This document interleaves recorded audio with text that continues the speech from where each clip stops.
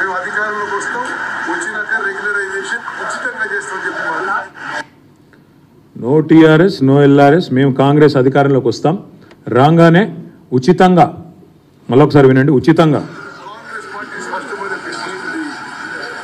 No TRS no LRS, TRS వద్దు, LRS వద్దు, కాంగ్రెస్ ఏమొద్దు, మేము అధికారంలోకి వస్తాం, వచ్చినాక రెగ్యులరైజేషన్ ఉచితంగా చేస్తామని చెప్పి మేము అధికారంలోకి వస్తాం, రాగానే ఉచితంగా చేస్తాం. ఇది ఆనాడు ఉత్తమ్ కుమార్ రెడ్డి గారు, ఇది సీతక్క గారు. ఎల్ఆర్ఎస్ పేరుతోటి కొత్త మళ్ళా అంటే దోచుకోవడానికి, దాచుకోవడానికి, ప్రజల దగ్గర చిల్లిగా అవ్వలేకుండా చేయడానికి ఇదొక నాటకం.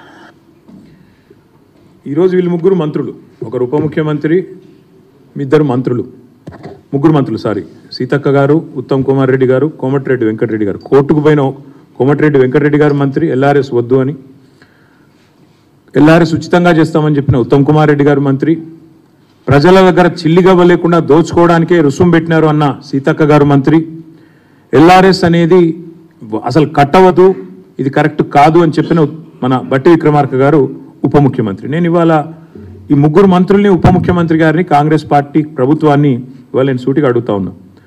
ప్రజల నుంచి 20,000 కోట్ల రూపాయలు తోలు వలిచి వసూలు చేయడానికి మీరు వేసిన ఎత్తుగడ ఇది కాదా? మీరు చెప్పిన మాటల్లో విశ్వసనీయత ఉంటే, మీరు ఆనాడు ప్రతిపక్ష పార్టీగా మీరు చెప్పిన మాటల మీద మీకే విశ్వాసం ఉంటే, ఇవాళ మరి ఈ రకమైన ఎల్ఆర్ఎస్ కార్యక్రమానికి మీరు ఎందుకు తెరదీశారు?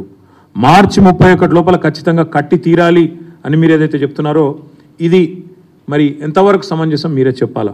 ఎందుకంటే ప్రభుత్వంలో లేనప్పుడు, ప్రతిపక్షంలో ఉన్నప్పుడేమో ఫ్రీగా చేస్తామని చెప్పి ఊకదంపుడు ఉపన్యాసాలు ఇచ్చారు, ప్రజలకు అబద్ధాలు చెప్పి అధికారంలోకి వచ్చారు. ఎల్ఆర్ఎస్ మీద న్యాయ పోరాటం ఏమైంది? వెంకటరెడ్డి గారిది పిల్లి ఏమైంది చెప్పాలి. అందుకే మేము అనేది, బట్టి గారు చెప్పిన మాటలు వట్టి మాటలను తేలిపోయింది. అసలు ఎల్ఆర్ఎస్ కట్టవద్దని చెప్పింది ఉత్తదని తేలిపోయింది. ఉత్తమ్ కుమార్ రెడ్డి గారు ఫ్రీగా చేస్తాం ఎల్ఆర్ఎస్ అన్నారు, మరి ఆయన క్యాబినెట్లో ఉన్నారు. ఇవాళ ఆయన క్యాబినెట్, ఆయన ఏ మంత్రివర్గంలో అవుతున్నారో ఆ క్యాబినెటే ఎల్ఆర్ఎస్ కట్టాలని చెప్తా ఉంది.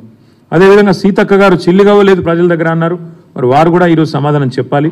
ఇవన్నీ తప్పకుండా ప్రజల తరపున మేము అడుగుతూ ఉన్నాం, తప్పకుండా వారు మరి స్పందించాలని చెప్పి కూడా డిమాండ్ చేస్తూ ఉన్నాం.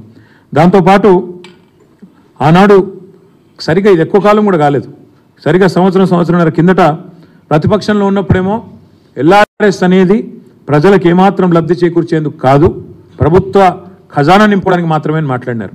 కానీ ఈరోజు మళ్ళీ నాలిక మడతేసి ఇష్టం వచ్చినట్టు ఉచితంగా చేస్తామని చెప్పి, అసలు కట్టవద్దని చెప్పి, న్యాయ పోరాటం చేస్తామని చెప్పి, టీఆర్ఎస్ వద్దు, ఎల్ఆర్ఎస్ వద్దు, టీఆర్ఎస్ వద్దు, కాంగ్రెస్ ఏం వద్దని చెప్పి, ఇవాళ అధికారంలోకి వచ్చిన 2 నెలల తర్వాత 20,000 కోట్ల